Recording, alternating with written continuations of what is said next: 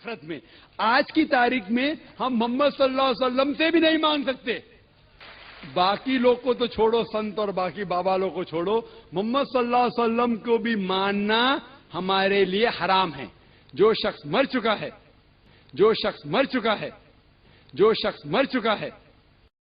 جب ہمارے نبی محمد صلی اللہ علیہ وسلم ان کی قبر مبارک میں زندہ نہیں ہے تو پھر دوسرے امتی زندہ ہے، پھر کیسے زندہ ہو سکتے؟ نہیں ہے. سمجھ میں آ رہا مسلمانوں؟ ہمارے نبی صلی اللہ علیہ وسلم جب زندہ نہیں ہے تو پھر امتی کو زندہ ہو سکتا قبر میں؟ ارے صاحب مر گیا مت کہنا، توہین ہو جائے گی. پردہ کر گئے، یہ بڑی اچھی اصطلاح نکالی ہمارے بھائیوں نے، پردہ کر گئے. ارے پردہ کس کو کہتے ہیں؟ وہ اس دنیا سے گزر گئے. ارے اللہ کے بندے، اسی کو تو ہم موت کہتے ہیں. نہیں مرے نہیں ہیں، پردہ کر گئے. پردے کا معنی کیا ہوا؟ پردے کا معنی یہ ہوا کہ وہ زندہ ہیں لیکن ہماری آنکھوں سے اوجھل ہو گئے. ہماری آنکھیں اس دنیا میں دیکھ رہی ہیں، ہماری آنکھوں سے اوجھل ہو گئے کا مطلب اس دنیا سے اوجھل ہو گئے. ہاں اس دنیا سے اوجھل ہو گئے. ارے اسی کو تو ہم کہتے ہیں وہ دوسری دنیا میں چلے گئے. نہیں وہ اس دنیا میں اوجھل نہیں، پردہ کر گئے. تم کتنا ہی اچھا لقب لے لو، پردہ کر گئے. زندہ ہیں، با حیات ہیں، پردہ کر گئے، وصال کر گئے، وفات کر گئے، کچھ بھی کہو، ان کو زندہ ثابت کرنے کے لیے کتنے ہی اچھے القاب سے تم پکار لو، لیکن حقیقت یہ ہے کہ جناب محمد رسول اللہ اس دنیا میں موجود نہیں ہے. اگر ہیں تو مجھے بتاؤ، اہل حدیث کا یہ گناہگار بندہ محمد الرسول اللہ سے ملنے کے لیے جائے گا. مجھے ایڈریس دو، مجھے پتہ بتاؤ کہ زندہ ہے تو کہاں ہے. رسول کریم صلی اللہ تعالی علیہ وسلم اپنی قبر انور میں زندہ ہیں یا بعض لوگوں کے قول کے مطابق مر کر مٹی میں مل گئے؟ ہاں یہ کتابوں میں لکھا ہوا ہے، اس لیے مجھے کہنا پڑ رہا ہے. عزیزان گرامی وقار، ہمارا عقیدہ تو وہی ہے جو بریلی کے تاجدار نے اپنے ایک شعر میں ہمیں یوں بتایا: یا رسول اللہ تو زندہ ہے واللہ تو زندہ ہے واللہ، میری چشم عالم سے چھپ جانے والے، چمک تجھ سے پاتے ہیں سب پانے والے، میرا دل بھی چمکا دے چمکانے والے. ہم تو اپنے رسول کو اپنی قبر اطہر میں زندہ مانتے ہیں. حیات النبی کا یہ عقیدہ ہر سنی کا ہے. حضور پاک صلی اللہ تعالی علیہ وسلم اپنی حیات پاک میں ہیں. اب وہ کیسی زندگی ہے یہ ڈسکس امت کے لیے نہیں ہے. حضور کی وفات کے بعد جو زندگی ہے وہ کیسی ہے، بلکہ میں کہتا ہوں جو دنیا میں تھی اس سے کئی درجے افضل زندگی ہے. تم یہ کہتے ہو کہ ایسے ہی زندہ ہیں جیسے تم زندہ ہو، نہیں میاں، اس سے کئی درجے افضل زندہ ہیں. جب قرآن کہتا ہے شہیدوں کے بارے میں کہ تو ان کو مردہ نہ کہو، کیا قرآن میں نہیں ہے آیت؟ اللہ کی راہ میں جو مارے جائیں انہیں مردہ نہ کہو. دوسری جگہ ہے مردہ تصور بھی مت کرو، سوچو بھی مت. اللہ فرماتا ہے وہ زندہ ہے اور انہیں اللہ کی طرف سے رزق بھی ملتا ہے. اب مجھے یہ بتائیں جو زندہ ہے اور رزق بھی مل رہا ہے، اللہ سے کیوں نہیں پوچھتے کہ مولا وہ کون سا رزق تو انہیں دے رہا ہے، وہ کیا کھا رہے ہیں پی رہے ہیں؟ میرے عزیزو جب تم مرو گے تبھی پتہ چلے گا. جس کو یہ ٹینشن ہے کہ وہ کیسے زندہ ہیں، لیکن قرآن نے یہ کہا کہ وہ زندہ ہیں تو ہمارا عقیدہ ہے کہ وہ اللہ نے ان کو جیسی زندگی دی ویسے زندہ ہے. بلکہ اب احادیث کی روشنی میں بھی میں آؤں گا رسول پاک صلی اللہ تعالی علیہ وسلم کی حیات طیبہ کو ثابت کرنے کے لیے. رسول اپنی روح اور جسم کے ساتھ ہیں. ایک بار جو روح نکالنی ہے وہ اللہ کے وعدے کے مطابق نکال لی جاتی ہے. دوبارہ انبیاء کرام علیہ السلام کی زندگی پہلے سے افضل بنا دی جاتی ہے. ان کا جسم بھی صحیح سلامت رکھا جاتا ہے، جیسا جسم ان کا تھا اسی شان کے ساتھ قبر پاک میں ان کے جسم کی حفاظت کی جاتی. क्योंकि अल्लाह के रसूल ने खुद फरमाया, इन्ना अल्लाह हर्रम अलल अर्दि अन ताकुल अजसाद अल अंबिया फनबियुल्लाह हय्युन युरज़क़। अल्लाह ने बेशक जमीन पर हराम कर दिया है, वो नबियों के जिस्मों को खा नहीं सकती। नबियों के जिस्मों को खाना जमीन पर अल्लाह ने हराम कर दिया। अल्लाह के नबी जिंदा होते हैं, उन्हें रिस्क भी दिया जाता है, यह हदीस पाक है। अब आए, मैं दलाइल की रोशनी में कहता हूं, अरबी की अगर इबारात भी पढ़ूं, थोड़ा बहुत मैं आपको ग्रामर भी बता दूं। जो जुमले होते हैं उन जुमलों में क्या चीज का होना जरूरी है। अब मिसाल के तौर पर मैं कहूं जैद आलिम है, जैद आलिम है, इसका मतलब क्या है? प्रेजेंट में बोल रहा हूं मैं या कि पास्ट में बोल रहा हूं?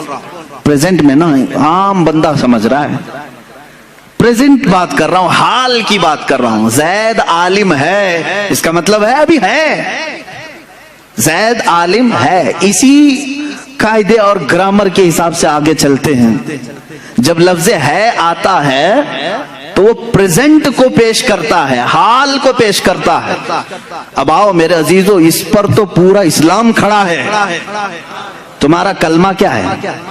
ला इलाहा इल्लल्लाह मुहम्मदुर रसूलुल्लाह। कलमा हर मस्जिद में मिलेगा, हर जगह तुम्हें मिलेगा, तर्जुमे के साथ भी मिलेगा। ला इलाहा इल्लल्लाह का तर्जुमा क्या है? कोई माबूद नहीं अल्लाह के सिवा। ये एक हो गया, हमने नफी कर दी। दूसरा वर्ड आता है मुहम्मदुन रसूलुल्लाह है ये। अब इसको हम मिला के पढ़ते हैं मुहम्मदुर रसूलुल्लाह। मुहम्मद अल्लाह के रसूल, क्या कह रहे हैं? मोहम्मद अल्लाह के रसूल। पास्ट में थे कहा मैंने, आप तर्जुमा कभी कलमे का यूं करते हो मोहम्मद अल्लाह के रसूल थे? नहीं, हमारा हर बच्चा तर्जुमा यही करेगा, मोहम्मद अल्लाह के रसूल है। ये इस बात की अलामत है कि रसूल आज भी जिंदा है। मेरे अजीजों, हम मुर्दा रसूल को मानते तो ये कहते वो अपने जमाने में रसूल थे। जब जब कलमा पढ़ रहे हैं हम इकरार कर रहे हैं रसूल हैं, मोहम्मद अल्लाह के रसूल। कलमा हमारे नबी की जिंदगी की बड़ी दलील है। और अगर रसूल पाक की हयात का कोई मुनकिर है तो मैं समझता हूं उसका कलमा ही अधूरा है। वो रसूल पाक सल्लल्लाहु तआला अलैहि वसल्लम की रिसालत को पास्ट में मान रहा है, अभी नहीं मान रहा है। मोहम्मद अल्लाह के रसूल हैं। इससे समझ में आया रसूल हैं कि नहीं? अभी है। मेरे अजीजों, सहाबा ने भी यही कलमा पढ़ा, औलिया ने भी यही पढ़ा, ताबईन ने भी यही पढ़ा, हम भी यही पढ़ रहे हैं। अल्लाह की जात से करोड़ हा यकीन है कि हमारे बच्चे भी यही पढ़ेंगे इंशाअल्लाहुल अज़ीज़। हमारी नस्लें भी यही पढ़ेंगे। आज भी रसूल जिंदा हैं, कल भी जिंदा थे और कयामत तक इंशाअल्लाहुल अज़ीज़ हमारा यह अकीदा भी जिंदा रहेगा। रसूल पाक सल्लल्लाहु तआला अलैहि वसल्लम की हयात तय्यबा को जिन्होंने डिस्कनेक्ट किया उनका नुकसान क्या हुआ जानते हैं?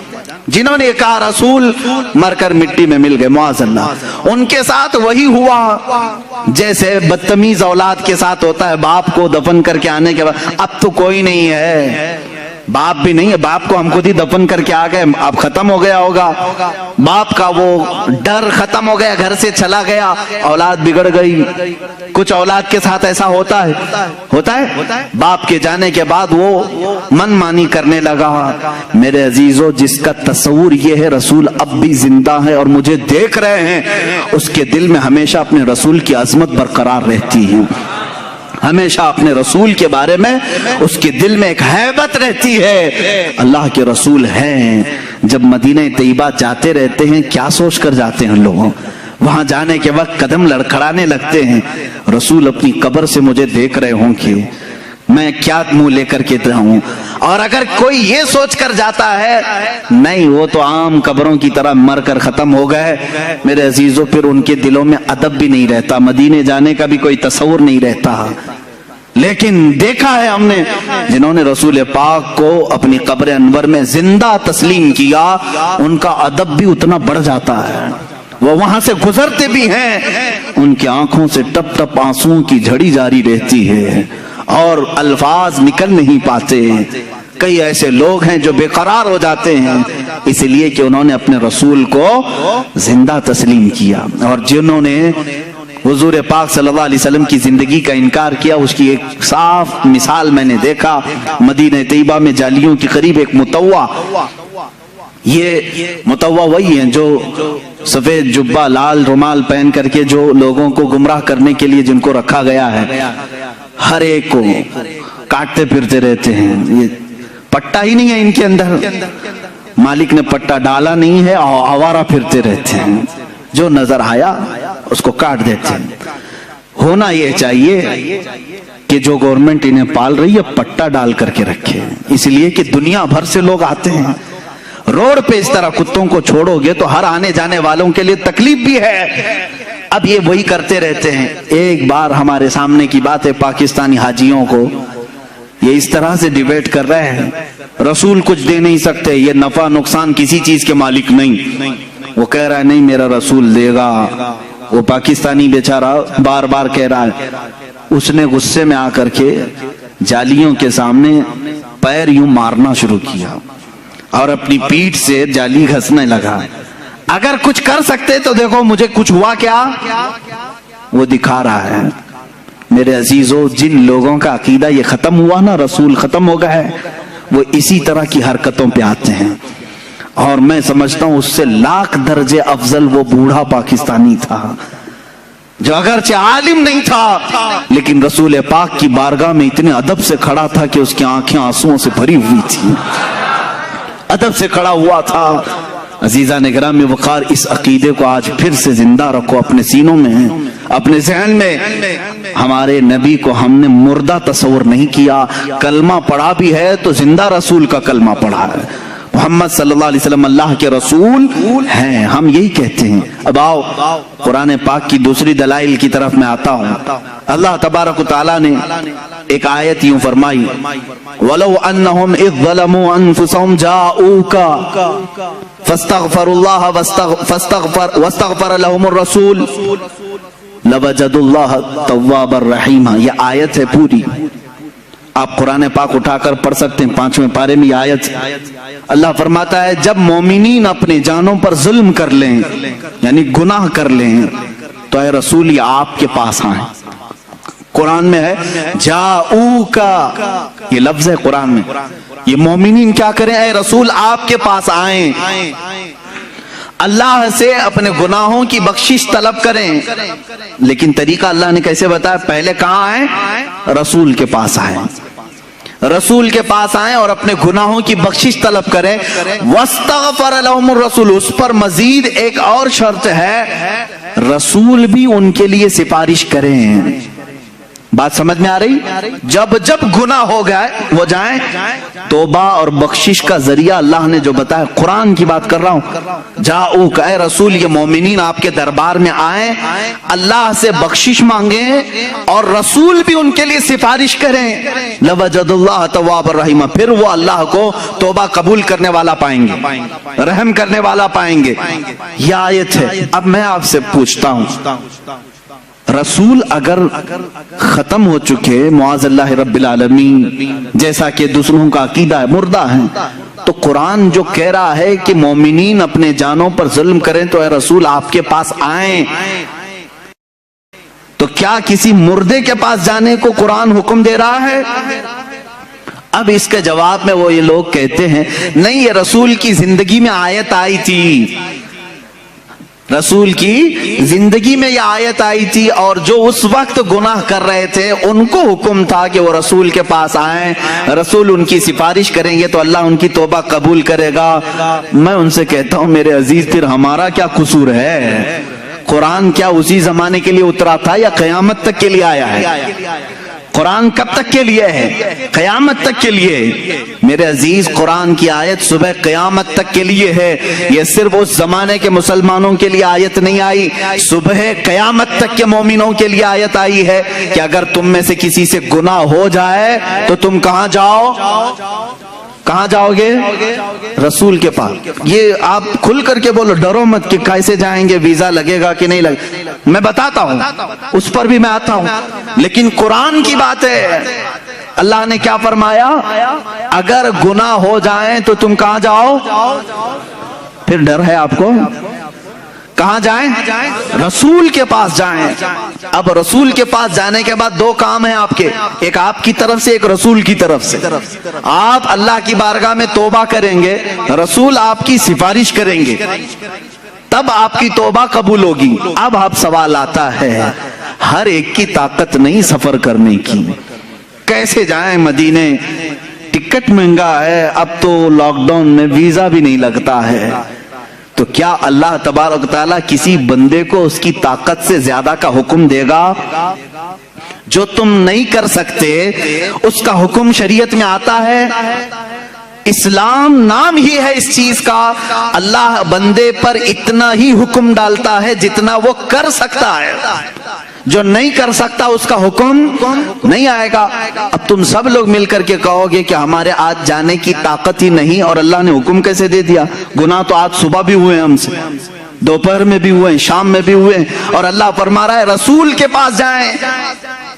اب اس حساب سے دیکھا جائے تو کبھی ٹکٹ ملے نہ ملے، کیسے جائیں رسول کے پاس؟ میرے عزیزو، پھر تمہیں حیات النبی کا عقیدہ اور حاضر و ناظر کا عقیدہ لینا پڑے گا، لینا پڑے گا۔ اے عزیز، اللہ نے تجھے کب کہا کہ تو چلتے ہوئے، سفر کرتے ہوئے، اس طرح اڑتے ہوئے ٹرین میں، بس میں آ جا رسول کے پاس؟ اللہ نے یہ فرمایا بس تو رسول کے پاس آ، چاہے جسم کے ساتھ آ یا تصور کے ساتھ آ، چاہے جسم کے ساتھ آ یا تصور کے ساتھ آ، ہم تو کہتے ہیں حاضر ہیں۔ حضور پاک صلی اللہ تعالی علیہ وسلم کی بارگاہ میں جب ہم کھڑے ہوتے ہیں تو یہ کہتے ہیں حاضر ہیں در دولت پہ گدا، سرکار توجہ فرمائیں۔ تم جہاں سے کہو گے سرکار سنتے ہیں۔ تو حاضری ہو گئی۔